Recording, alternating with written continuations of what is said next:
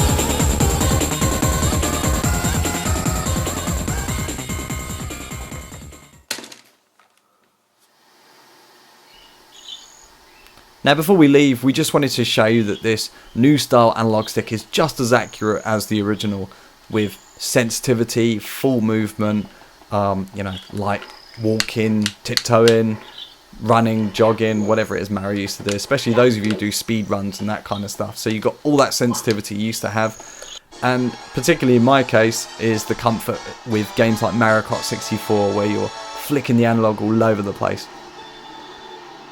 So with power sliding, there's no issues whatsoever.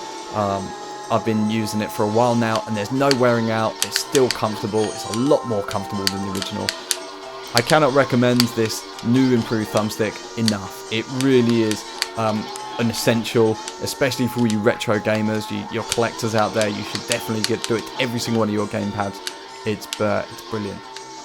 Thanks for watching this video, guys. Like, comment, and make sure you subscribe to us for future stuff coming soon. And hopefully we'll see you again soon. Catch you later.